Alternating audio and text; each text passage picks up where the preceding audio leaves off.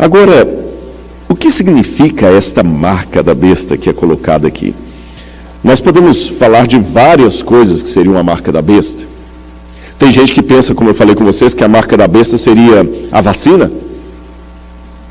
Nessa polaridade de vacina, tem alguns teóricos da conspiração dizendo que a vacina é a picada da serpente.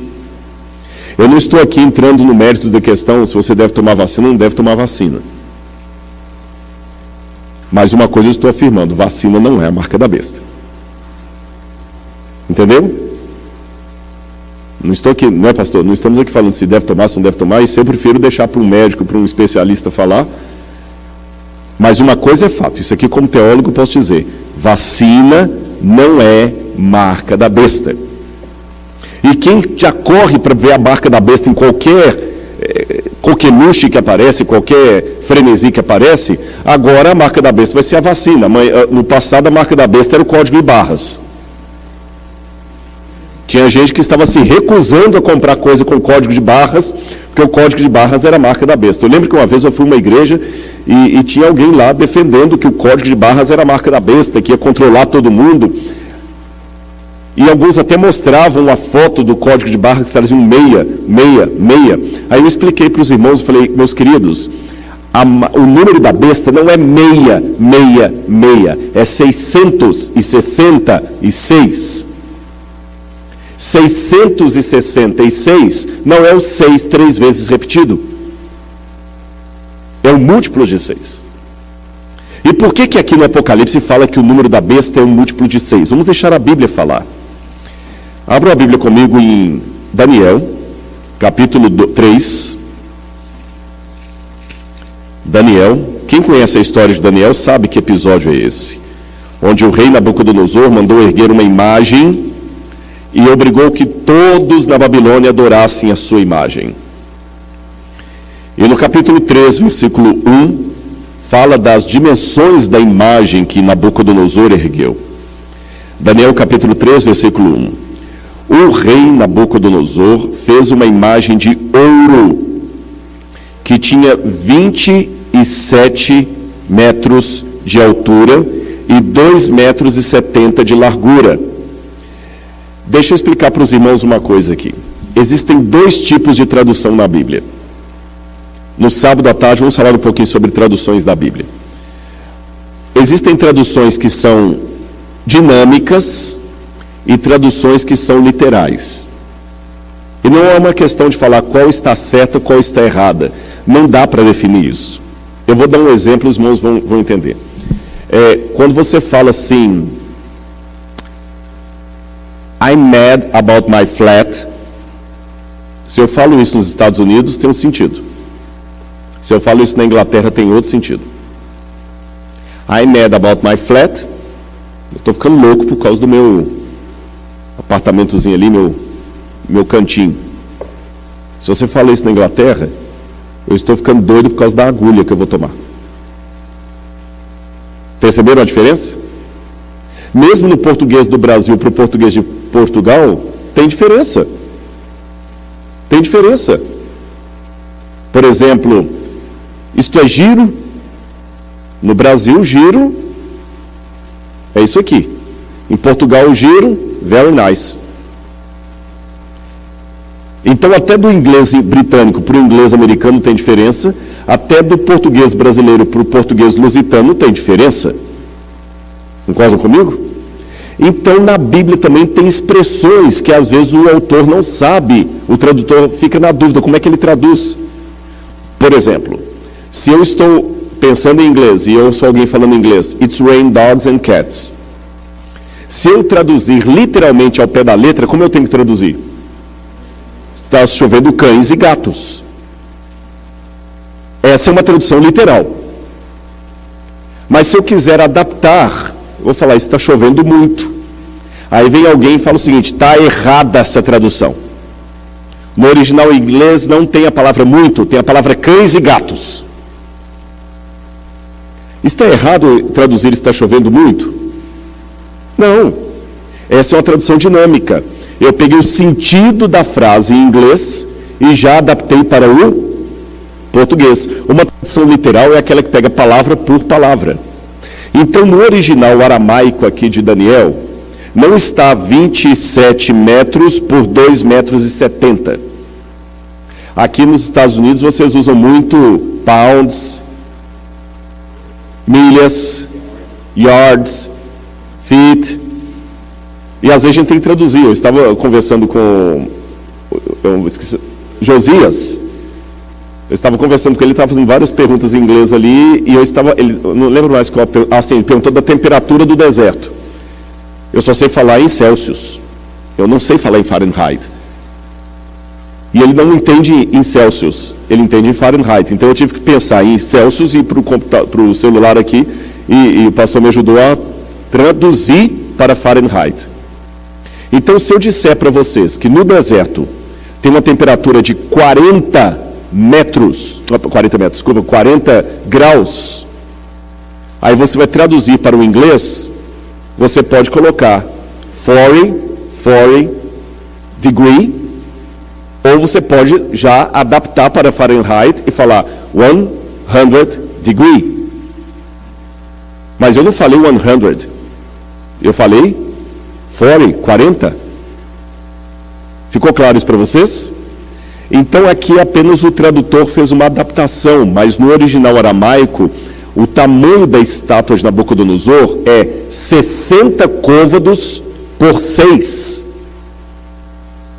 E esse número tem uma importância, porque na Babilônia, a base da matemática da Babilônia era o número 6. Desde a época da Suméria, da Mesopotâmia ali, depois da Suméria veio o Elamita, os babilônios e tudo mais. Sabe como é que eles contavam? Eles não contavam como a gente, 1, 2, 3, 4, eles contavam assim, olha, 6, 12, 18, 24, 30, você entendeu? Eles iam fazer sempre múltiplos de 6. E cada parte do dedo aqui era um conjunto de 6. Então você contar a coisa e fazer dá tanto. E eles sempre falavam em múltiplos de 6. E o 6 era um número sagrado da Babilônia. Era o número do panteão dos deuses da Babilônia. Era o número mágico de Marduk. Para os judeus, o 6 é o número da imperfeição. É o número incompleto. É o número humano, porque Deus criou o ser humano no 6º dia. Entenderam a questão do 6 para os babilônios? Sim ou não? Aí é por isso que no Apocalipse, o número da besta é o múltiplo de 6. 666. E a história do Apocalipse, como está narrada aqui a profecia, lembra muito Daniel capítulo 3, quando Nabucodonosor ergueu ali a imagem. Alguns acham que esse número da besta significa Kizar Neron, é uma referência ao imperador Nero. Mas eu não acredito nisto. Em primeiro lugar, porque quem criou essa forma de estudar a profecia de maneira pretérita, a profecia é apenas um cumprimento no passado, foi um homem chamado Francisco Rivera, que era um sacerdote católico, numa época em que os protestantes reconheciam a falha da igreja na Idade Média. Então, para poder tirar essa sombra da igreja, Francisco Rivera criou um método de estudo do Apocalipse que a gente chama de preterismo. Ele fala o seguinte: o Apocalipse não tem nada a ver com o futuro. Ele se cumpriu todo no tempo de João. Então a besta do Apocalipse é Nero, que perseguiu a igreja cristã. Mas isso foi apenas uma maneira de tirar a sombra da igreja. Eu não acredito que o Apocalipse possa se referir ao passado, porque Jesus falou para o Apocalipse assim, para João assim, abra comigo o Apocalipse capítulo 1. Apocalipse, capítulo 1, versículo 1. Revelação de Jesus Cristo, a qual Deus lhe deu, para mostrar aos seus servos as coisas que em breve devem acontecer.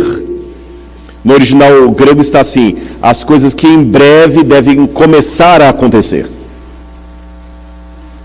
E ele, enviando por meio do seu anjo, deu a conhecer ao seu servo João, a qual atestou a palavra de Deus e o testemunho de Jesus Cristo quanto a tudo que viu. Bem-aventurado aquele que lê E bem-aventurados aqueles que ouvem as palavras da profecia e guardam as coisas nelas escritas, porque o tempo está próximo. Então ele fala de um tempo que está próximo. Agora vejam o verso 19. Escreve, pois, as coisas que você viu, as que são e as que hão de acontecer depois destas. Então a profecia não poderia estar falando de coisas do passado, porque ela está anunciando coisas que viriam a acontecer. A profecia também não pode falar de coisas que só vão acontecer no fim dos tempos, porque ele já fala de coisas que já estavam acontecendo. Então, um método contínuo. Ficou claro para os irmãos até aí? Bom, se não é Nero César, o que seria esse 666? Havia uma técnica chamada gematria, em que as pessoas às vezes ocultavam um nome, e ao invés de falar o nome, falavam o número desse nome. Porque no passado não havia esse numeral como nós usamos. As letras valiam por nome, por número. Hoje, quando você faz o 6, o 2, o 1, quem inventou esses símbolos foram os árabes. Por isso que nós chamamos de número arábico. Foram os árabes que inventaram. Mas antes dos árabes inventarem o 1, o 2, o 3, o 4 e assim por diante, os números eram representados por letras, então ficava muito fácil. E de acordo com Irineu de Lyon, o autor da igreja cristã do segundo século, que foi evangelizado por Policarpo, que foi evangelizado por João, então ele conheceu o apóstolo João, conheceu alguém próximo do apóstolo João. Irineu falava que naquele tempo os cristãos entendiam que 666 referia-se ao nome lateinos, que é a forma de falar em grego do nome Roma, reino de latim, dos latinos, Roma, e que era alguma coisa referida a Roma. Outro detalhe importante, do que o Apocalipse 13 está falando que vai virar o número da besta? Como eu falei, alguns já falaram de código de barras, de vacina. O que afinal de contas é o número da besta? Prestem atenção no capítulo 13 do Apocalipse. Contra o que estará essa guerra do anticristo? A primeira passagem que eu quero ler com os irmãos é a passagem que está no capítulo 12, Evangelho de João, Apocalipse de João, capítulo 12, capítulo 11, versículo 19. Achei aqui. Apocalipse, capítulo 11, versículo 19. Lembra da visão que eu falei ontem da mulher que era perseguida pelo dragão e tudo mais? Olha o que abre essa visão. Achou na sua Bíblia? Então leiam comigo. Então abriu-se o santuário de Deus que se acha onde? No céu. E o que foi visto no santuário? A Arca da Aliança. No seu santuário. E sobrevieram relâmpagos, vozes, trovões, terremotos e forte chuva de granizo. Deixa eu fazer uma pergunta para vocês. Quando no Antigo Testamento de uma só vez sobrevieram relâmpagos, vozes, trovões e forte chuva de granizo? Não teve a chuva de granizo, mas teve trovões, relâmpagos, vozes nos 10 mandamentos, no Sinai. Quando Deus falou no Sinai, o monte fumegava e vinha trovões, a mesma cena do Sinai. Segunda pergunta que eu faço para a igreja: o que é a Arca da Aliança? É a Arca de Noé? Não é um barco, então. O que é a Arca da Aliança? Era uma caixa. E o que guardava dentro dessa caixa? A vara de Arão, tá certo? A vara de Arão florida, um pouco do maná. E tinha mais uma coisa importante: as tábuas dos 10 mandamentos. E uma coisa que me chama a atenção em Êxodo capítulo 25, é que quando Deus mandou Moisés fazer o tabernáculo, o santuário, Deus falou o seguinte: Moisés, faça o santuário de acordo com o modelo que eu vou te mostrar. Então Moisés fez, e o livro de Hebreus fala isso, que o santuário da terra era uma cópia do santuário celestial. Então a Arca da Aliança que estava aqui era uma cópia da Arca verdadeira de Deus que está no santuário celestial. E o que João viu no Apocalipse? A arca de Deus, onde? No céu. Agora eu faço uma pergunta para os irmãos. Muitos ensinam que a lei de Deus caducou na cruz. Que Paulo diz que a lei foi abolida. Se a lei caducou, o que foi que João viu aqui? João está lá no finalzinho. Será que ele viu a lei? Ou ele não viu a lei? Porque ele fala que eu vi a arca da aliança no céu. E logo depois que João vê a arca da aliança no céu, ele vê o dragão perseguindo a mulher. Depois que ele vê o dragão perseguindo a mulher, olha o capítulo 12, verso 17. O dragão ficou irado contra a mulher e foi travar guerra com o restante da descendência dela, ou seja, os que guardam os mandamentos de Deus e o testemunho de Jesus. Os que guardam os mandamentos de Deus e o testemunho de Jesus. Aí me chama a atenção que quando essa besta levanta, tudo o que ela faz é para atacar um dos mandamentos de Deus. Antes de falar dessa maneira aqui, deixe-me apenas alertar os irmãos de uma coisa. O Apocalipse, olha que curioso isso aqui. É um contraste que os teólogos até observam no Apocalipse, um paradoxo, melhor dizendo. Você sabia que o Apocalipse, de todos os livros do Novo Testamento, é o que faz mais referência ao Antigo, é o Apocalipse? De todos os 27 livros do Novo Testamento, o que faz mais referência ao Antigo é o Apocalipse. Mais do que os Evangelhos, o Apocalipse é o que cita o Antigo Testamento mais do que os Evangelhos, mais do que os livros, as cartas de Paulo, mais do que o Evangelho de João, mais do que o livro de Atos. O livro que faz mais referências ao Antigo Testamento é o Apocalipse. Agora, sabe o que é curioso? Aí que vem o contraste. No Apocalipse não existe nenhuma citação direta do Antigo Testamento. Todas as alusões que o Apocalipse faz ao Antigo Testamento são alusões indiretas. Eu tenho uma hipótese da razão disso. Sabem qual é? Onde o Apocalipse foi escrito? Na ilha de Patmos. João estava preso. Condições completamente precárias. Ele não tinha uma biblioteca ali. Peraí, deixa eu ver aqui. Eu quero citar Isaías 4,16. Deixa eu pegar aqui o rolo de Isaías 4,16. Pega para mim Jeremias lá que eu quero comparar as duas. Não era assim. Mas olha a memória de João, abrilhantada pelo Espírito Santo, que deu capacidade para...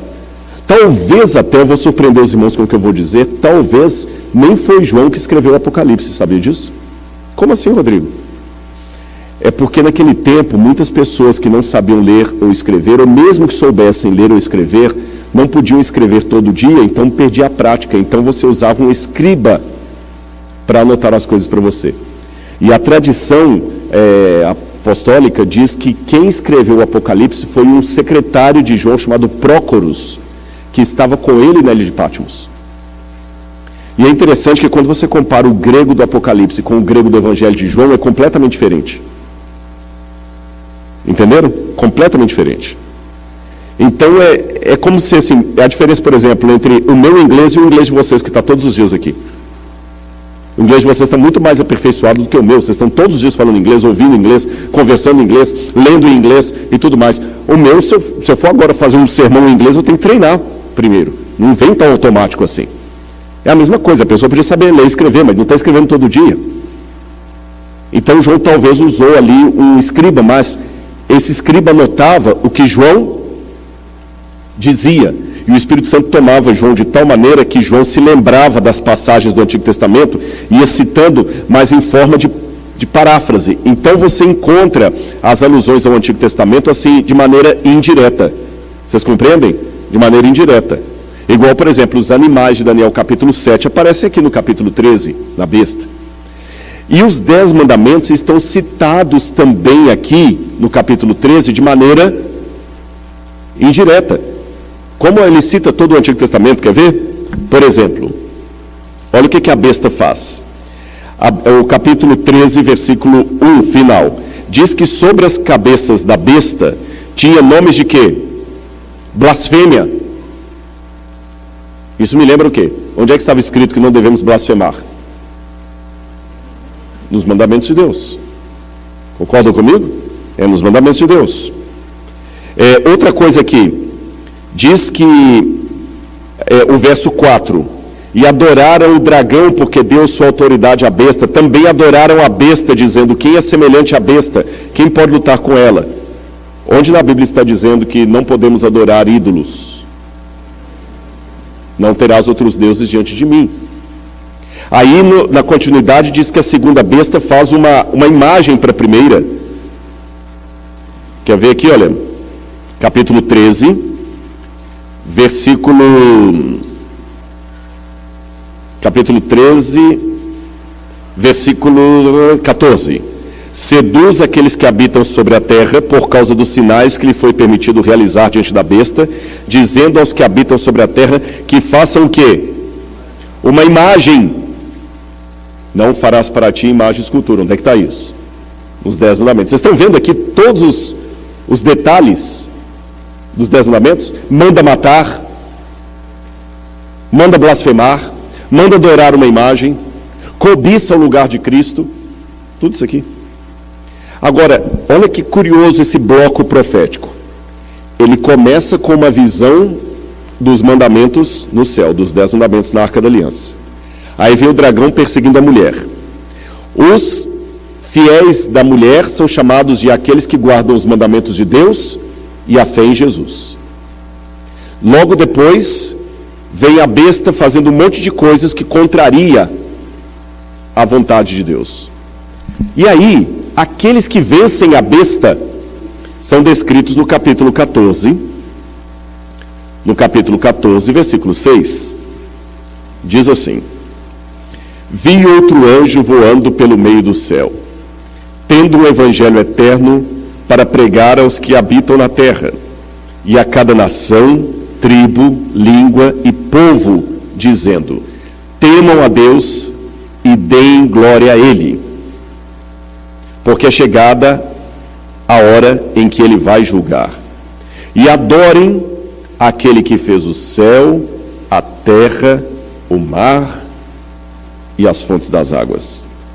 Em que lugar do Antigo Testamento fala que Deus fez o céu, a terra, o mar e as fontes das águas? Em 2 lugares. Gênesis capítulo 1 e 2 e Êxodo capítulo 20. O Salmo também faz referência, mas direto assim, o céu, a terra, o mar e Êxodo capítulo 20. Onde fala para guardar o sábado como lembrança de que Deus fez o céu, a terra e tudo mais. E tem uma coisa que me chama a atenção, irmãos.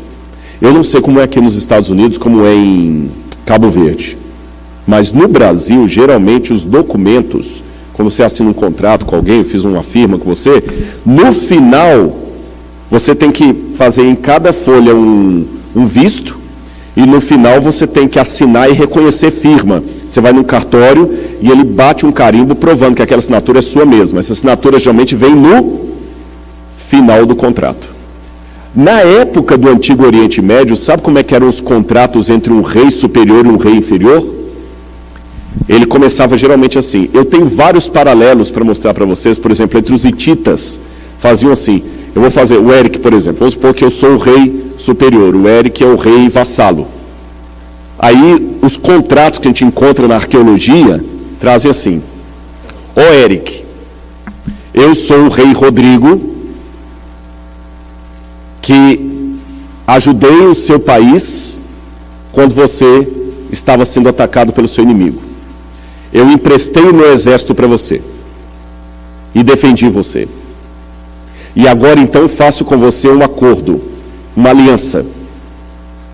Você não deverá fazer isso, você não deverá me atacar, você deverá me pagar imposto, você deve fazer isso. Eu dou uma série de cláusulas para ele. E no final, as cláusulas são complementadas com uma refeição. Agora, sabem o que acontece no meio das cláusulas? Eu digo quem eu sou como autoridade. Eu ponho o meu selo. Pena que eu esqueci de trazer essa foto para vocês, senão eu vou mostrar. Eu mostro amanhã a foto de um tablete com inscrição cuneiforme, e no meio está o selo. Aí no meio das cláusulas eu digo assim, porque eu, Eric, sou o rei todo-poderoso de Boston, aquele que tem poder sobre todas essas terras e a maior riqueza de todos esses lugares. Quando eu digo assim para ele, aí depois eu continuo dando mais regras, e no final, a refeição. Vamos recapitular? No início, na introdução, eu digo para ele o que eu fiz por ele, correto? Aí começam as cláusulas. Na metade das cláusulas, eu digo quem eu sou, o poder que eu tenho para poder fazer aquele contrato. Coloco mais cláusulas e no final uma refeição para fechar aquela aliança. Todo mundo entendeu como é que funcionava? É assim que estão os 10 mandamentos. Os 10 mandamentos começam justamente assim: eu sou o Senhor teu Deus, que te tirei do Egito, da casa da servidão. Olha o que eu fiz por você. Aí começam as cláusulas.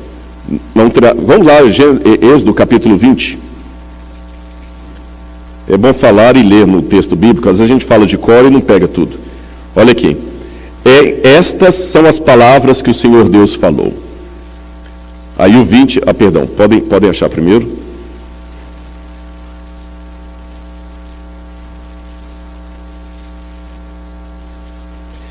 Então, capítulo 20, versículo 1. Então o Senhor falou todas essas palavras. Eu sou o Senhor teu Deus, que o tirei da terra do Egito, da casa da servidão. Não está igual eu falei no contrato hitita? Olha o que eu fiz por você. Aí agora vem as regras. Não tem outros deuses diante de mim, não faça para você imagem, escultura, nem semelhança alguma. Verso 5, não adore essa imagem. Verso 6, faça misericórdia e minhas orações dos que me amam e guardam os mandamentos. Verso 7, não toma o nome do Senhor teu Deus em vão. Isso aqui é interessante também, porque nesses contratos, eu esqueci de mencionar, sempre tem assim, faça isso, e se você não fizer, tal coisa vai te acontecer. Sabe, aqui também tem assim, porque eu faço misericórdia, etc. Aí quando chega no verso 8, lembra-te do dia de sábado para o santificar. 6 dias trabalharás, farás toda a tua obra, mas o 7º dia é o sábado do Senhor teu Deus. Não farás nenhum trabalho, Aí no verso 11, o texto interrompe as regras para colocar o selo. Quem é que está falando aquilo? Porque em 6 dias fez o Senhor os céus, a terra, o mar e tudo que neles há, e ao 7º dia descansou. Por isso o Senhor abençoou o dia de sábado e santificou. Aí começam as regras de novo. Honra teu pai e tua mãe, etc, etc. Não mate, não adultere, não furte, não dê falso testemunho, etc, etc. Vocês viram, no coração dos mandamentos está o selo, aquele que diz quem Deus é. E aí, nesse mesmo emblema, repete-se em Apocalipse capítulo 14, quando fala que eles têm o selo de Deus. É interessante essa palavra selo em hebraico, essa palavra selo, a marca de Deus. Apocalipse 14, versículo 1. Olhei e eis o Cordeiro em pé sobre o monte Sião, e com ele estavam 144 mil que tinham escrito na testa o nome do Cordeiro e o nome de seu pai. Aí no verso 6 fala do Evangelho eterno, que é pregado a todo mundo, dizendo, temam a Deus e deem glória a Ele, pois é chegada a hora que Ele vai julgar. E adorem aquele que fez o céu, a terra, o mar e as fontes das águas. Está justamente aqui. Agora, irmãos, eu quero deixar uma coisa bem clara, que eu falei ontem e quero repetir hoje. Você está querendo dizer, Rodrigo, então que você é mais santo do que os que não guardam o sábado? De jeito nenhum. Não é o sábado que salva? Tá, então, por que você está falando isso? Porque é assim que eu vejo na Bíblia, eu não posso ser incoerente com a minha consciência. Tá. Então, e quem não guarda o sábado hoje? Está perdido? Não. Não posso dizer isso. E quem guarda o sábado está salvo? Não, também não posso dizer isso. A mim compete saber da minha vida. Entenderam? Não sou eu que posso julgar ninguém. Não sou eu que posso me sentir superior a ninguém. Eu sei que tem maneiras erradas de guardar o sábado. Uma delas, eu falei ontem, é guardar por legalismo. Aí alguém pode falar, tá, mas então como é que esse negócio, o sábado hoje em dia é tão complicado hoje, como é que se guarda? Eu vou explicar aos irmãos como. Eu vou falar do jeito errado e do jeito certo. O jeito errado. Havia uma família de adventistas que guardavam o sábado. E no sábado não podia fazer nada. Aí o menininho falava assim, papai, que legal, você está em casa hoje, não vai ter... Vamos brincar? Não, hoje não podemos brincar. Por quê? Hoje é sábado. Aí a mãe, para ajudar as crianças a entender, falou assim, hoje é o dia feliz. Hoje é o dia feliz, pai, sobe comigo na árvore, então não pode, porque hoje é sábado, hoje é o dia feliz. Ah, tá. Pai, então vem para cá ficar... Não pode, porque hoje é o dia feliz, papai tem que ficar na igreja o dia inteiro. Aí quando dava 2 horas da tarde, eu falava assim, pai, falta muito para acabar o dia feliz? Entenderam a questão?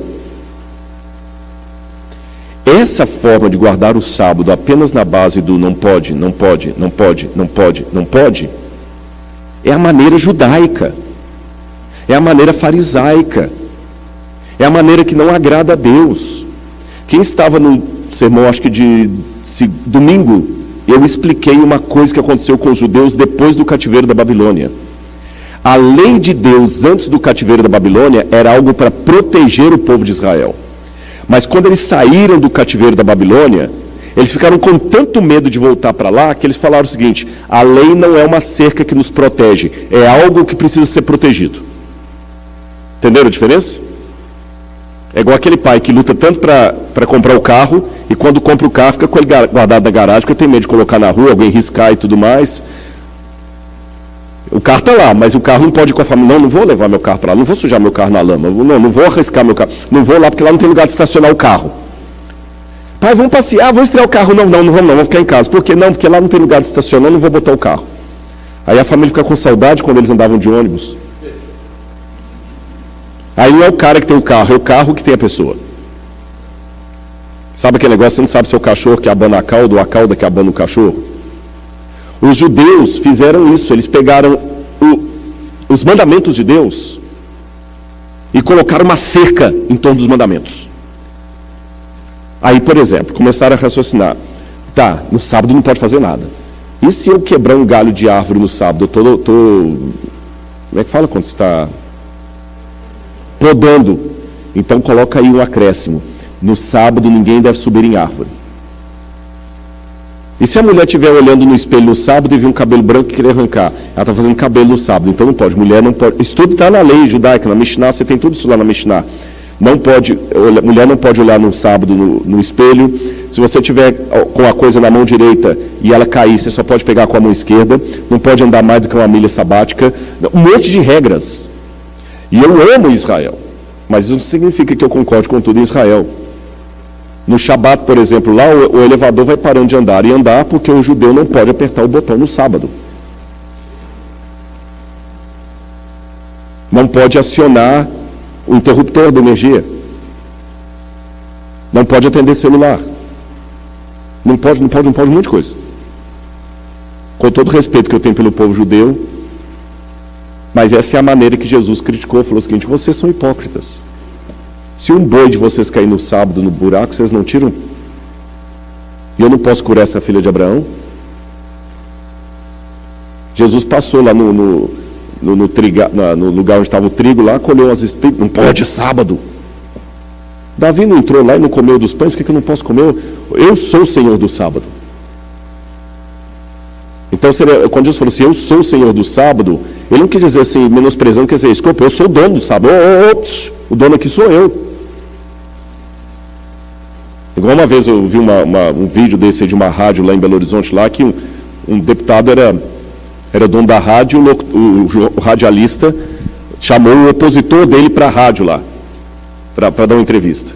Ele entrou, falou assim, não, fulano de tal não vai falar aqui hoje não. Ei, peraí, desculpa, eu estou no meu programa aqui, você não pode entrar. Assim, por que eu não posso? A rádio é minha. Eu sou o dono da rádio.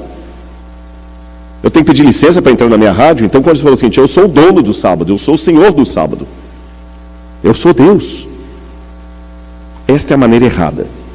Outra maneira errada de guardar o sábado é ser exclusivamente adventista no sétimo dia. Eu não confunda adventista do sétimo dia com adventista no sétimo dia. Porque a minha vida é a única doutrina adventista que muita gente está lendo lá fora. A primeira doutrina adventista que muita gente vai ler lá fora é a vida do adventista que trabalha com ele. Entenderam? Me sentir superior. Não é por aí. Agora, qual seria uma maneira que eu considero correta de guardar o sábado? Eu vou dizer aos irmãos qual. Quantos aqui são casados? Muito bem. Eu não vou colocar ninguém em trouble, mas eu espero que você se lembre da data de aniversário do seu casamento. Tem alguns que falam assim. Sabe aquela chargezinha? Eu já vi, tem que trazer de Lene aqui, viu? Uma vez uma chargezinha, uma assim, amor, você mudou a senha do Wi-Fi? Mudei, querido. Qual que é? A data do nosso aniversário de casamento. Só mostra o cara parado assim. Vai perguntar qual é?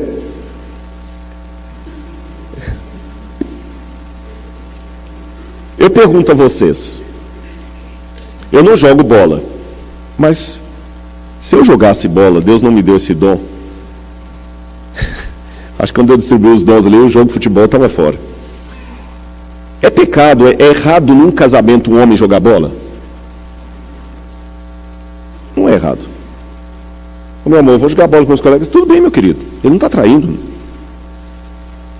Agora, no dia do aniversário do casamento,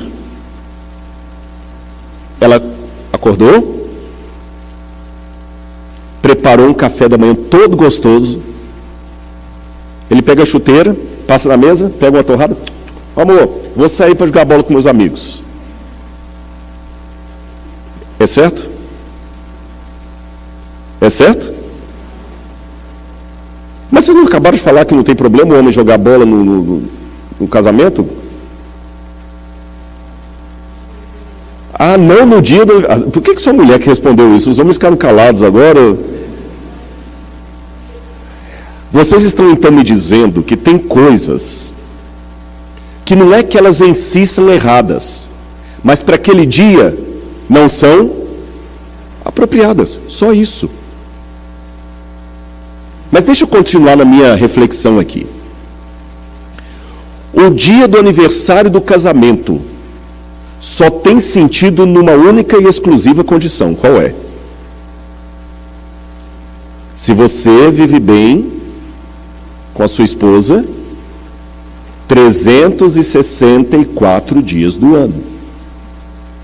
Se você está feliz no seu casamento, se você está amando a sua esposa, se sentindo amado por ela, se você está bem com ela 364 dias do ano, quando chega no dia do aniversário de casamento, você comemora o quê? É o aniversário em si? O que você comemora no dia do aniversário de casamento? Os outros dias que você viveu? Porque se você não vive bem com ela, no dia do aniversário de casamento não tem o que comemorar. Perdão, não tem o que comemorar. Entenderam onde é que eu estou querendo chegar? O aniversário, a comemoração, não tem sentido nela mesma, mas no que acontece fora dela. O sábado só tem sentido se eu andar com Jesus domingo, segunda, terça, quarta, quinta e sexta. Aí quando chega no sábado, eu comemoro os outros dias que eu andei com Jesus. Mas se o sábado é o dia religioso, ele é um fim em si mesmo, aí perde a graça. Então, de certa forma, todos os dias são dias de Deus, não é só o sábado. Como o dia do casamento são todos os dias do ano. Não é isso? Quais são os dias do casamento? Todos, mas tem um que é especial. É o da comemoração. Todos os dias são de Deus, mas tem um que é especial. É o dia que você diz para o mundo que você tem um Criador. E esse assunto da criação é tão sério, irmãos. Hoje eu não vou entrar nesse mérito aqui por causa do tempo. Eu teria que dar um outro estudo sobre isso. A cronologia da profecia mostra que tudo isso iria durar até o século XVIII, quando a ferida mortal seria dada sobre o papado. E em 1798, 1776 é a independência americana. 1798, o general Berthier prendeu o Papa a mando de Napoleão. E aí o mundo começou a ser despertado para o estudo da Bíblia. Foi a partir daí que as sociedades bíblicas começaram a cruzar o mundo, os missionários começaram a ser enviados, e foi a partir daí que começou o revivamento do estudo de Daniel e Apocalipse. Em todo o mundo. Em todo o mundo. Agora, o mais curioso foi justamente no século XVIII que começam também os movimentos contrários a Deus, século XVIII e XIX. Aí que começam os primeiros que vão desembocar em Charles Darwin, em 1850, falando que, na verdade, nós não temos Criador, nós somos frutos da evolução das espécies. Foi justamente no século XIX que vem Karl Marx pregando o materialismo dialético que não tem julgamento divino, que o paraíso é aqui, a sociologia, Emile Durkheim, a utopia possível, o paraíso é aqui. Lembra que o diabo sempre faz o paralelo? Ficou claro para os irmãos até aqui onde é que eu estou querendo dizer? E a Bíblia mostra isso, irmãos, está aqui no Apocalipse. Todo o elemento que eu vejo aqui aponta bem claro para a adoração. O grande problema no dia que a besta colocar a sua imagem é quem que eu adoro, o anticristo ou a Cristo. É isto. Agora, me chama a atenção também no Apocalipse que essa besta é um poder mundial. Porque fala que todos, exceto o fiel povo de Deus, todos receberão a marca da besta, exceto aqueles que forem fiéis. Mas será que isso é possível hoje? Eu sei que hoje nós vivemos numa situação, deixa eu mostrar só algumas imagens para vocês, que muita gente coloca isso aí, olha. De 1898 até 2030, quem domina o mundo são os Estados Unidos da América. Mas de 2030 até uma data que ninguém sabe, quem dominará o mundo será a China. Esta será a nova superpotência. Só que eu não vejo espaço para a China na profecia. Eu vejo espaço para Roma. E os Estados Unidos também. Mas para a China não. Mas Rodrigo, mas está errado. Tudo está indicando que é a China. Deixa eu contar para vocês uma coisa. Esse cavaleiro que está aí, ele foi uma figura interessante, porque ele lutou no exército de Hitler, mas nunca deu um tiro. Franz Hasel, pai do Gerhard Hasel, que foi um grande teólogo falecido, e o seu filho, Michael Hasel, que é um arqueólogo muito famoso lá do Tennessee. Franz Hasel era um homem cristão, e ele não aceitava matar. Ele passou a guerra toda com um revólver de madeira na cintura e não deu um tiro. E quando ele estava no fronte, veja que ele está com o uniforme nazista. Quando ele estava no fronte, ali, ele arriscou falar para o superior dele que Hitler não dominaria o mundo. Ele falou, você eu não sei porque eu não mando te fuzilar, você não dá um tiro, eu não vou matar em nome de Hitler. E olha que ele está com o uniforme nazista. Eu não vou matar em nome de Hitler. Hitler vai dominar o mundo, a Alemanha é a superpotência, ele não é. E o comandante perguntou para ele, por que não é Hitler a próxima superpotência? Por que não é a Alemanha? Ele falou, porque eu conheço a Bíblia, a profecia de Daniel diz que não será a Alemanha. Aí ali embaixo, não sei se dá para vocês verem, tem uma fotografia de uma coisa bem velhinha. Aquilo ali foi o rascunho que ele abriu a Bíblia no livro de Daniel, capítulo 2 e capítulo 7, e começou a mostrar a estátua de Daniel e os animais de Daniel. Ele falou assim, olha, Daniel falou que primeiro vinha a Babilônia, depois a Medo-Pérsia, depois a Grécia, depois Roma, e Roma se tornaria um reino dividido. E quando Roma se tornasse um reino dividido, aí a pedra que vai bater sobre esse reino dividido é a volta de Jesus. Então não tem espaço para a Alemanha aqui. A Alemanha é apenas uma das divisões do Império Romano. Na época todo mundo riu da cara dele. Mas o fato é que hoje a Alemanha nem exército tem, você sabe, né? Nem exército a Alemanha pode ter. Não é a superpotência do mundo. Quando eu comecei a estudar essas profecias, irmãos, Eu fui com a cara e a coragem, eu não era nem batizado na igreja, eu tinha 12 anos de idade. Eu fui lá no colégio onde eu estudava, e eu ia estudar à noite, no ano seguinte eu ia estudar à noite, e eu cheguei para o diretor, que era um homem ateu, comunista, e falei com ele: professor, eu não quero vir sexta-feira à noite porque eu vou entrar para a igreja adventista, eu vou guardar o sábado e tudo mais. E ele riu assim na minha cara: sábado? Que é isso? É porque está na Bíblia. E, gente, imagina, um menino de 12 anos de idade, como é que é isso? Eu falei: não, porque vai ter um decreto, eu tenho que guardar o sábado, nós vamos meter um monte de coisa nele lá. Ele deu uma risada, falou assim: nunca vai acontecer. Quem domina o mundo hoje é a União Soviética, é a União Soviética e Estados Unidos, a União Soviética vai tomar o poder. Aí eu virei para ele e falei assim: olha, professor, eu não sei como, mas a União Soviética vai cair. Ele deu uma gargalhada e falou assim: eu vou te liberar só porque você é um rapazinho muito audacioso. Mas isso é bobagem. A União Soviética existe hoje? Então, irmãos, eu não sei como será o futuro, mas eu sei que a China não vai dominar o mundo. Porque a profecia não diz que é a China. Agora, o que nós podemos fazer? Antes de falar desse livro aí para os irmãos, deixe-me colocar uma diferença entre o que eu vou apresentar aqui e as teorias da conspiração. Eu falei ontem, mas peço licença aos irmãos para repetir isso, porque é muito sério. Você sabia que extremismo é um lado da verdade que ficou louco? Heresia é a mesma coisa. Heresia é um lado da verdade que ficou louco. Por exemplo, há alguns textos da Bíblia que falam que Jesus é Deus. Mas eu posso enfatizar tanto a divindade de Jesus que eu nego a encarnação, que ele se tornou homem. Há textos na Bíblia que falam que Jesus era homem, verdadeiramente homem. Eu posso enfatizar tanto esses textos que eu nego que ele era Deus. Há textos na Bíblia que falam que nós somos salvos pela fé mediante a graça. Eu posso enfatizar tanto a graça que eu nego as obras.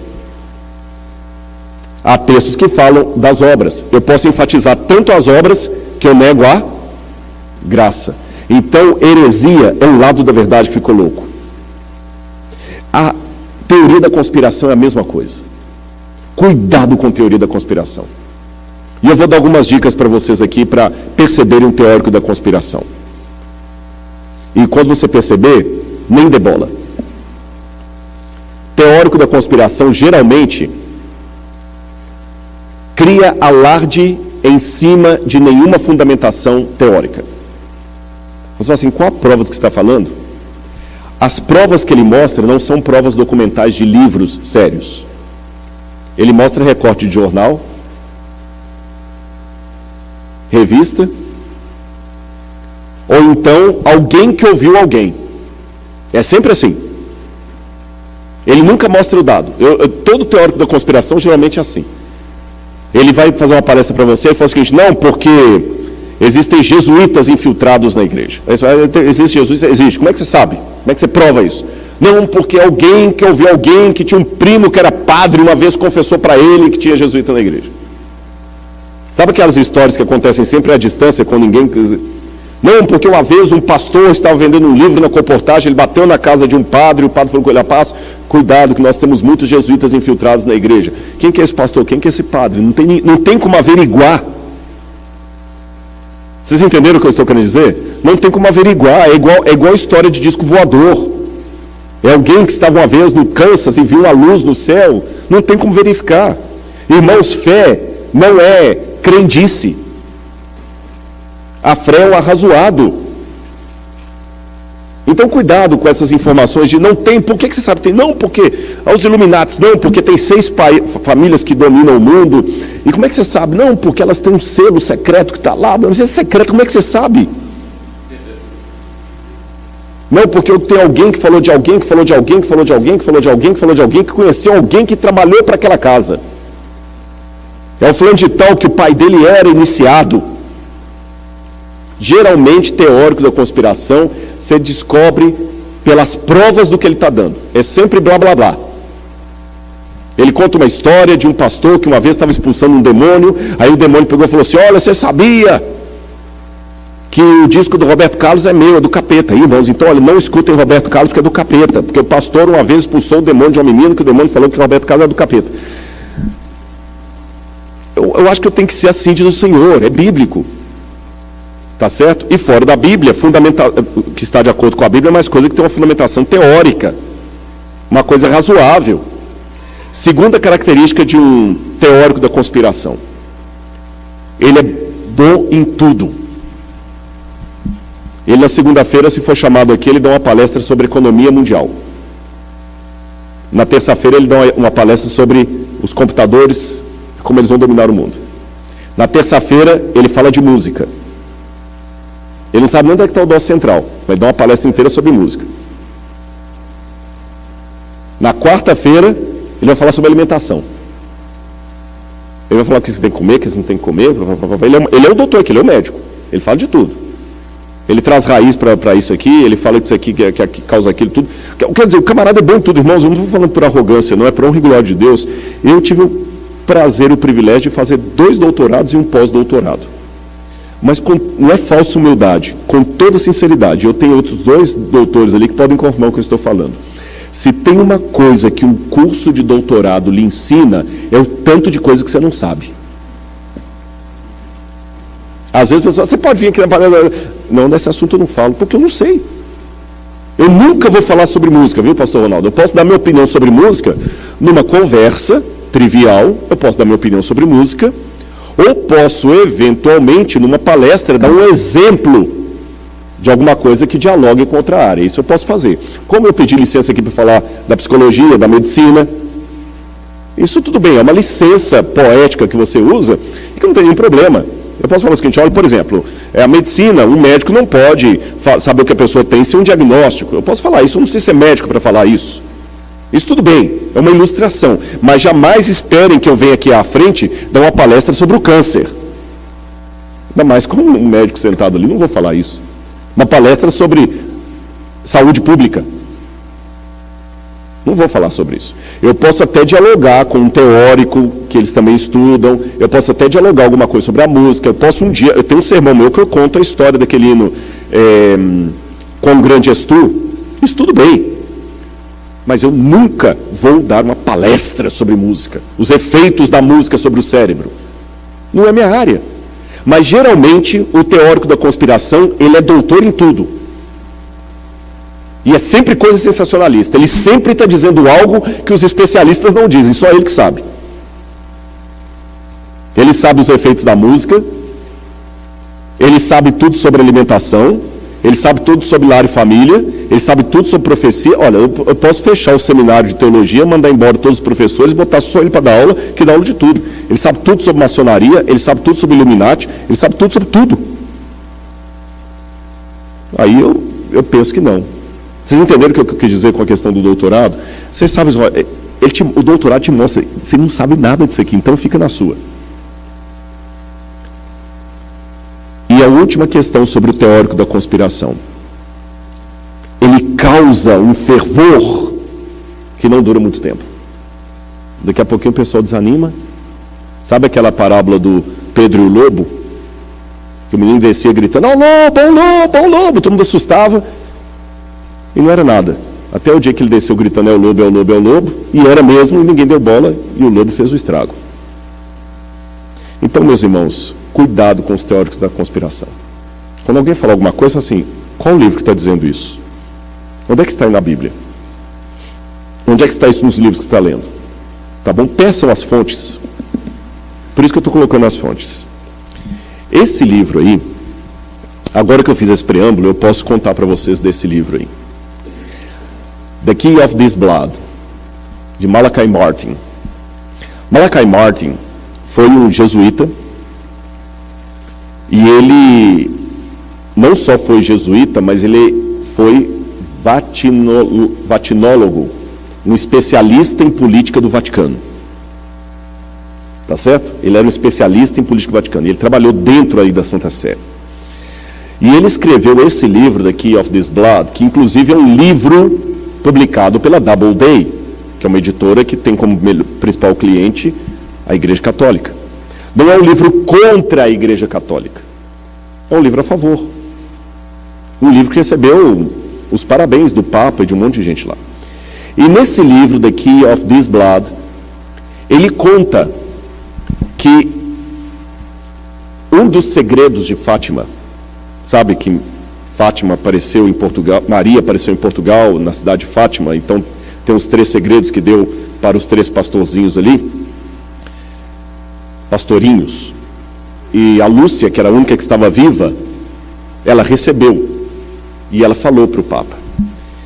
E o Karol Wojtyła, esses dias eu pedi a alguém que fala polonês para me corrigir a pronúncia, Karol Wojtyła, que era o nome do Papa, ele sofreu muito na mão do comunismo na época da Polônia. Ele foi bispo de Cracóvia. Ele já tinha um trauma do comunismo. E quando ele soube que um dos segredos de Fátima seria o fim do comunismo, ele assumiu seu pontificado dando uma mensagem: eu vou reformar a igreja e vou acabar com o opositor da igreja, que é o comunismo. E quando o Papa João Paulo II assumiu, ele escolheu como título João Paulo II para dar o indicativo que ele ia continuar o pontificado de Albino Luciani, que era João Paulo I, que alguns pensam até que foi morto, porque ele ficou 3 meses no poder. E a primeira coisa que João Paulo II fez, a estratégia dele foi brilhante. O que era o papado até João Paulo II? O Papa era apenas um homem que ficava preso dentro do Vaticano. Porque quando em 1929, Benito Mussolini, com o Tratado de Latrão, devolveu para a igreja a Santa Sé, a exarca de Ravenna, que é o Vaticano, o Papa se tornou uma espécie de prisioneiro do Vaticano. Ele quase não saía dali. João Paulo II começou a andar pelo mundo. E a estratégia dele foi muito interessante. Ele foi ao Brasil, ele arrebatou multidões em 1980. Eu vi pessoalmente João Paulo II. Eu me lembro como eu fiquei emocionado na época. E ele passava e ele tinha uma inteligência tremenda, um jeito manso de falar. Ele decorava frases e um pouquinho daquela língua ali, porque pelo menos o latim, o italiano, o polonês, o inglês e o alemão eles falavam. Então daí já fica fácil você pegar o espanhol, etc. Aí ele pegava algumas frases e, dispensando o tradutor, lia a homilia dele na língua local. E ele foi para o Brasil, o maior país católico do mundo. E ele falava: "O Papa não vos esquecerá jamais." A juventude entrou em êxtase. E ele já começou dando sinais de um grande líder. Quando ele desceu no aeroporto, estenderam o tapete vermelho. Ele saiu do tapete vermelho, tirou o solidel da cabeça e beijou o chão. Sinal de humildade. A juventude, E assim ele começou a percorrer a América Latina. Depois Medellín. Depois para onde que ele veio? O maior país protestante do mundo. E quando ele esteve aqui, os ginásios lotaram de jovens americanos, clamando pelo Papa. Chegaram até a falar assim: o Papa é pop. Até teve uma música no Brasil com esse título, o Papa é pop. Automaticamente, Ronald Reagan não podia ignorar um líder como aquele. O chamou à Casa Branca. Da Casa Branca, esse livro é dessa grossura, conta tudo isso.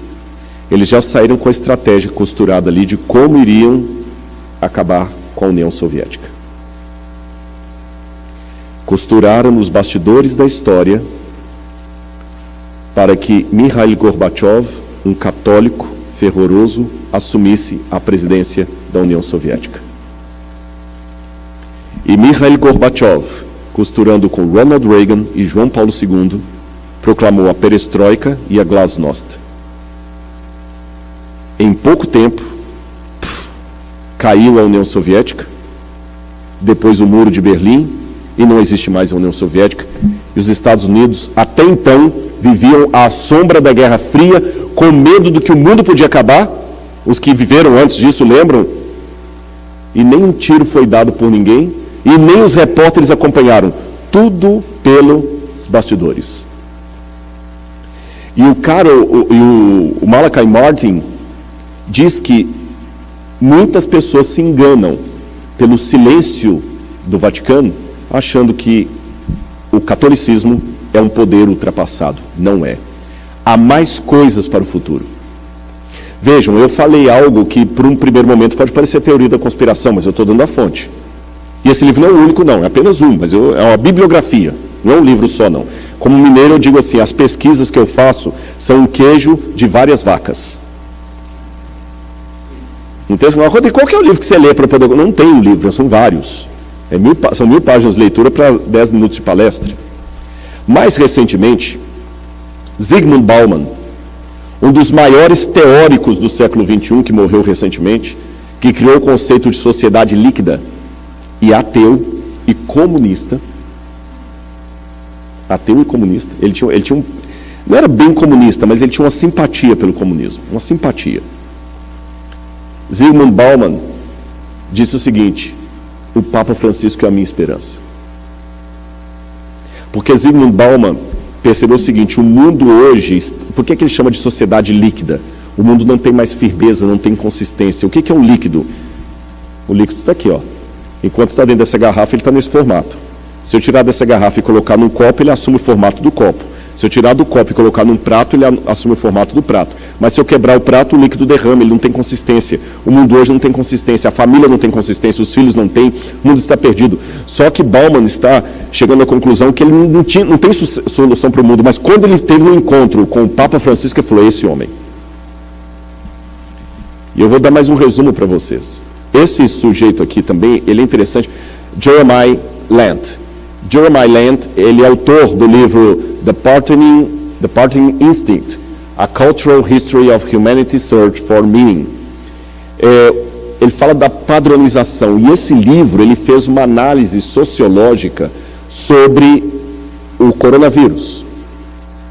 E ele colocou o seguinte: o coronavírus significa o fim da era neoliberal. Qual é o próximo? O coronavírus é um cadinho político derretendo e remodelando as normas atuais. A nova era será uma fortaleza da Terra, ou um prenúncio de uma sociedade transformada em base a um novo conjunto de valores. Em 2017, mais de 15 mil cientistas de 184 países emitiram um aviso sinistro para a humanidade de que o tempo está se esgotando. Eu fui atrás dos artigos científicos disso, que ele cita. Que o tempo está esgotando. Logo será tarde demais, escreveram eles, para mudar o curso da nossa trajetória fracassada. Então, inclusive tem o artigo científico que foi publicado, porque eu falei, não é só ler o livro, eu fui atrás das fontes que ele usa. E o Bioscience tem os artigos lá, olha, esse publicado na Bioscience, World Scientists Warning the Humanity a Second Notice. Os cientistas estão alertando o mundo. E não pense que é só questão ecológica. Eu vou resumir, porque o meu horário já está acabando. Sabe o que está acontecendo no mundo hoje? Imaginem uma casa com várias crianças. Eu esqueci de mencionar uma coisa, gente. Até eu vi ele tirando foto ali, foi bom para isso. Não, mas o que eu falei, você me ajudou aqui agora. Há vários dias que eu estou ensaiando dizer para vocês que eu vou deixar os PowerPoints da semana todos salvos no computador da igreja, e quem quiser pode pegar lá, tá bom? Traga só um pendrive, eu não sei se o pastor tem que mandar por e-mail, ele é pesado, não sei se vai por e-mail. Mas se alguém trouxer um pendrive, eu posso dar todos os slides para vocês. Viu? Obrigado. Pode tirar foto à vontade também, não estou recriminando não. Mas é que às vezes, puxa, ele passou o slide, eu queria tomar aquele versículo aqui, aquela passagem ali, aí vocês tragam um pendrive, era para ter dito isso desde anteontem, eu esqueci, agora que eu vi ele tirando foto, eu lembrei disso. Tá bom? Eu não tenho ciúme de PowerPoint não, tem gente que não gosta, mas para mim não. Posso dar à vontade, clique nos links lá, etc. Lembrando, é claro, que eu só estou dando aqui uma pinceladinha das bibliografias. Mas continuando o que eu estava dizendo, imagine por um instante uma casa cheia de objetos cortantes, objetos inflamáveis, pontiagudos, e 5 crianças hiperativas dentro dessa casa, sem nenhum adulto para colocar a ordem no cenário. Já imaginou a tragédia? Sangue para todo lado. Pois essa parábola que eu acabei de criar aqui agora, isso é uma parábola. É a maneira mais didática que eu encontro para explicar para vocês, à base de tudo que eu tenho lido dos acadêmicos, qual é o futuro qual é o estado atual do mundo. Leiam também esse livro do Yuval Harari, 21 lições para o século XXI. Esse livro, A Estrada para o Futuro, do Bill Gates, que é mais antigo, e outros mais que eu poderia citar aqui. Eu vou dizer para vocês qual o significado das crianças hiperativas numa casa com objetos cortantes, pontiagudos e inflamáveis.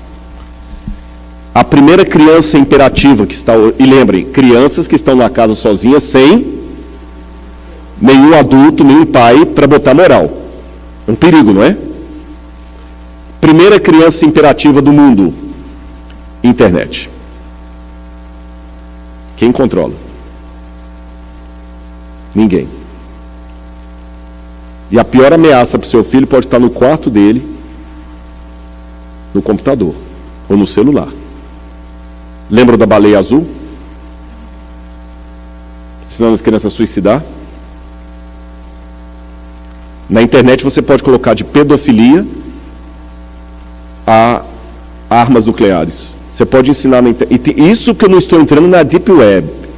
A Deep Web é pior ainda. A Deep Web é como se fosse o basement da internet, onde os hackers conseguem entrar para se reunir e ali eles fazem de tudo. De tudo. E cada dia que passa você sabe que o seu destino está sendo controlado por algoritmos de internet. Eu recomendo vocês, eu não coloquei a imagem ali, que assistam também o documentário O Dilema das Redes. Em português é o Dilema das Redes, eu não sei como está em inglês. Se alguém conseguir achar o nome em inglês aí, eu posso passar em inglês. Em português é o Dilema das Redes. Vou dar um exemplo para você. Você já entrou em alguma página que fala assim, você tem que clicar assim, I'm not a robot. Aí você clica ali. Qual que é o nome em inglês? The Social Dilemma. The Social Dilemma. Aí você clica lá, eu não sou robô. Aí logo em seguida, ele aparece em 6 quadros. E fala assim, aponte os quadrinhos que tem um semáforo. Sabe por que você faz aquilo? A inteligência artificial está sendo elaborada e ela está em evolução. Você está treinando a inteligência artificial para reconhecer de maneira mais rápida elementos, cada vez de maneira mais sofisticada. Então, quando você está conversando sobre cachorro com seu colega, e quando você abre o celular, começa a aparecer um monte de propaganda de ração para cachorro, não é coincidência. Os algoritmos conseguem até sugerir o que você deve escolher e até prever a sua escolha. Quem controla a internet? Um hacker pode acabar com a bolsa de valores. Hoje fala-se muito do cyber security, mas eu queria falar do terrorista, cyberterrorismo, terrorista cibernético. Primeira criança, internet. Quem controla? Ninguém. Segunda criança, ecologia.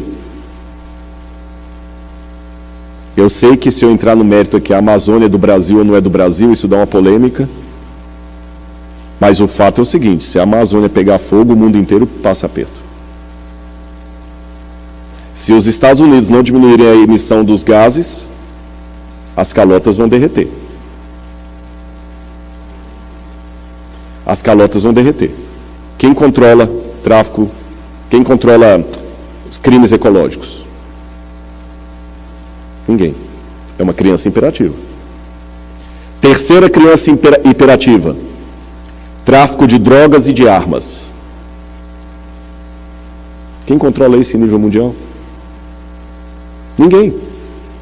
Apesar do FBI, apesar de todo o sistema de segurança, as drogas entram aqui à vontade, armas entram, saem, os traficantes estão armados no Rio de Janeiro com metralhadores israelenses, não sabe como, o exército não tem aquela arma, mas o traficante tem. Lá na Colômbia, o guerrilheiro tem. Quem controla o tráfico de drogas e de armas? Quarto, quem controla a Bolsa de Valores? Bolsa de Valores é apenas uma maneira inteligente, simpática de falar de especulação. Ninguém tem dinheiro. Por isso que os economistas estão vendo que, em pouco tempo, a economia do mundo vai quebrar. Por isso que já estão sinalizando criptomoedas, moedas que não são mais baseadas no lastro do ouro, do Tesouro Nacional, porque ninguém controla. Uma declaração de um ministro faz cair a Bolsa de Valores, faz o dólar aumentar no Brasil ou diminuir. Um vírus como esse aí, e pode ter certeza, boa parte da crise econômica que o mundo mergulhou por causa do Covid, não foi uma crise real, foi uma crise especulativa. Vai faltar trigo. Todo mundo entrou em desespero. Começa a estocar, corre para o mercado. Quem controla? Se cair a Bolsa de Valores em Tóquio, você nunca foi lá, mas você pode perder o seu emprego aqui, porque caiu a Bolsa de Valores de Tóquio. Vocês notaram essas crianças que estão soltas no mundo? O que é que nós precisamos? Esqueça a profecia por um pouquinho. Vou até fechar a Bíblia. O que é que nós precisamos para controlar essas crianças? Um adulto com moral.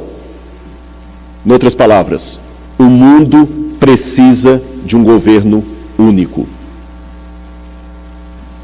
Não é uma questão que eu acho ou deixei de achar. Tem que ter.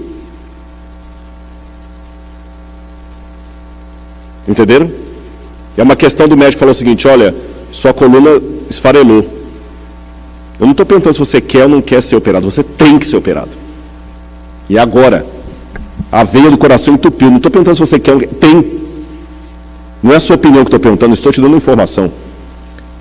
É apenas saber quando e quem vai assumir. Tem que ter um governo único. Uma vez que eu falei isso na internet, alguns falaram assim: Rodrigo é globalista. Não, eu não sou. Eu estou apenas admitindo uma realidade.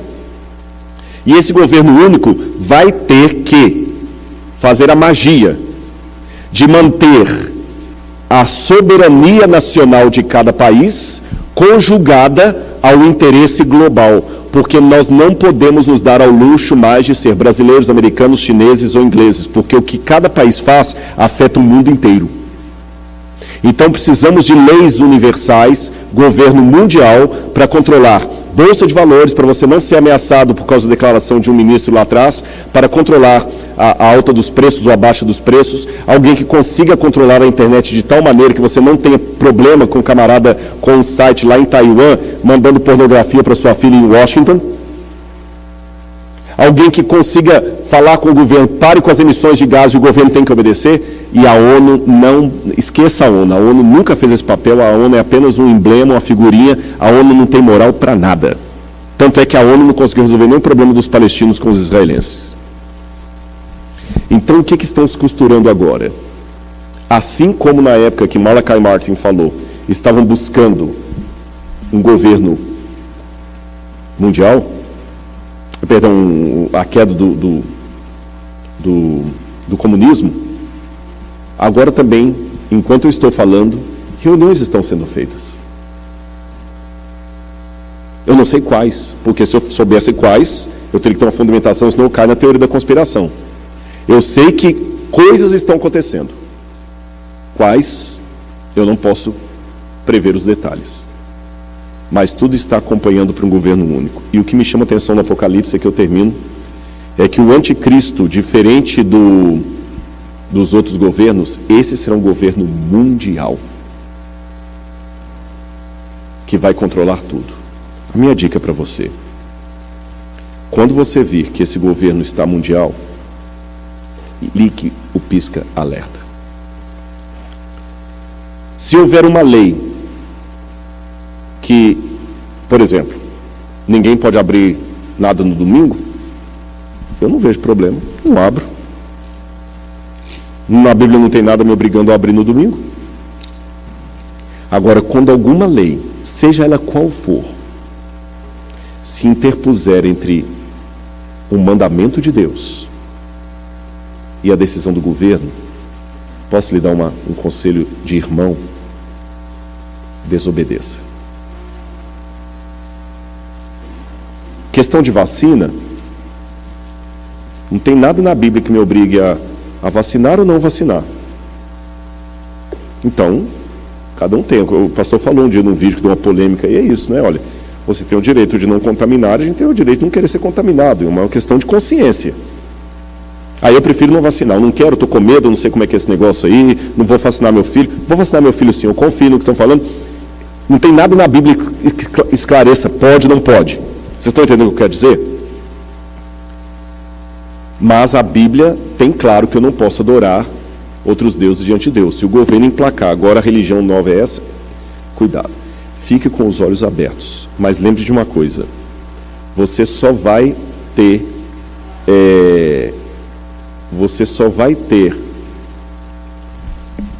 condição de sobreviver nesse último tempo se hoje você andar com Jesus.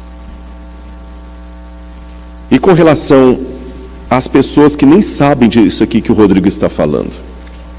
Bom, Jesus falou que ele tem ovelhas que não são desse aprisco. E Apocalipse, capítulo 18, tem uma promessa. Apocalipse, capítulo 18. Depois dessas coisas, vi descer do céu outro anjo que tinha grande autoridade. A terra se iluminou com a sua glória. Então exclamou com potente voz, dizendo: caiu, caiu a grande Babilônia. Ela se tornou morada de demônios, refúgio de toda espécie de espírito imundo e esconderijo de todo tipo de ave imunda e detestável. Pois todas as nações beberam do vinho do furor da sua prostituta. Com ela se prostituíram os reis da terra, também os mercadores da terra enriqueceram à custa de sua luxúria. Ouvi outra voz do céu dizendo: saiam dela, povo meu, para que não sejam cúmplices dos seus pecados e para que os seus flagelos não caiam sobre vocês. Saiam dela, povo meu. Quem falou isso? Deus. Então Deus tem povo em Babilônia. Um povo fiel, que está lá às vezes porque não conhece. No mundo muçulmano, tem povo de Deus lá. No mundo dos ateus, tem povo de Deus lá. O problema é que o meu preconceito religioso, às vezes, não deixa Jesus mostrar que ele tinha pessoas fiéis como Naamã, que era sírio, e voltou ainda prostrando diante da imagem do ídolo: ele é meu. Como Ruth, que era moabita, como a mulher sírio-fenícia, que era pagã, como aquele centurião romano que adorava deuses e acendia incenso ao imperador. Jesus de ambos falou: nunca vi uma fé como essa em Israel. Então não permita que a sua convicção religiosa se torne uma soberba para se achar melhor do que os outros por causa da sua teologia. O povo de Deus ainda está em Babilônia. Compete a você estudar a Bíblia, pregar a mensagem e ficar firme no Senhor.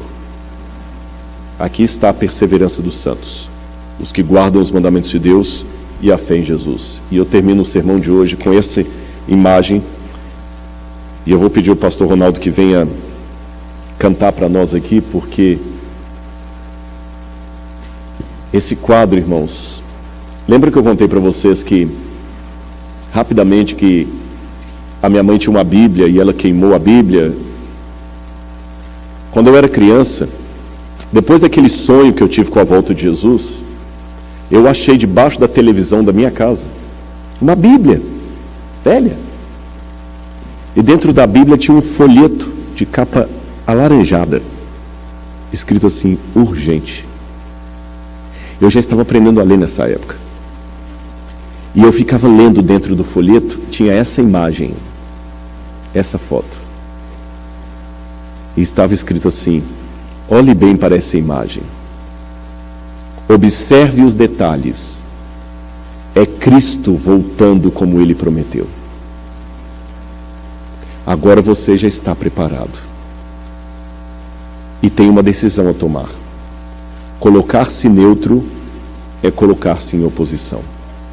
Cristo vem, prepare-te. Irmãos, eu ficava namorando essa imagem. Pode tocar, bonito. Eu ficava namorando essa imagem como um adolescente apaixonado pela primeira vez. Olha os detalhes. Hoje a gente nem desenha mais assim, essas roupas nem são as roupas que usamos mais hoje. Mas eu ficava vendo os anjos, o detalhe do carro capotado. Eu estou olhando aqui agora, parece até que eu estou de novo, com 8 anos de idade, 9 anos, por aí. Eu abri aquela Bíblia, nem tinha vontade de ler porque não tinha desenho. Aí eu me lembro que um dia o meu pai falou: o que você quer de presente de aniversário? Eu falei: pai, eu quero uma Bíblia. Mas eu quero uma Bíblia com ilustração. Aí ele me deu: você tem certeza que é isso? Não vou te dar outra coisa, tu quer? Aí ele me deu uma Bíblia igual a essa aqui. Não é exatamente igual a essa, mas com ilustração como essa grande aqui. E eu ficava vendo as fotos. E também olhava para o folheto. Ah, meus queridos, eu vou dizer para vocês do fundo do meu coração, você pode até discordar de algumas coisas que eu falei, mas não duvido da minha sinceridade. O que eu mais quero é ver aquele dia.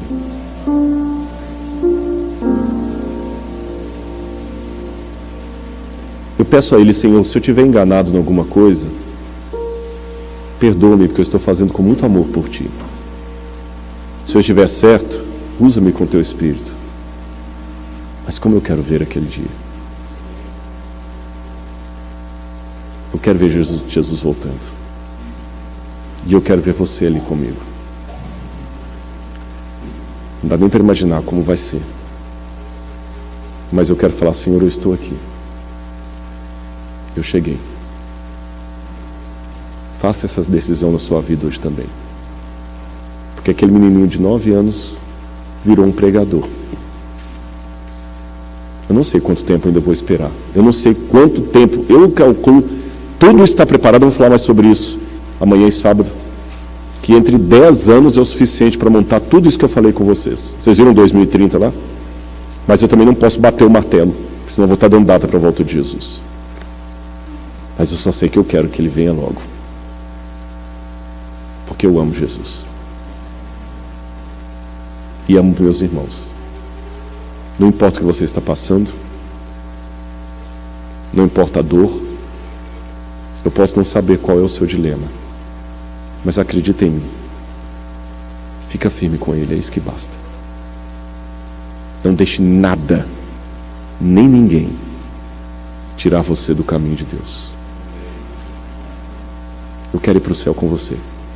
E eu estou sendo muito sincero com todos vocês. Em nome de Jesus. Amém.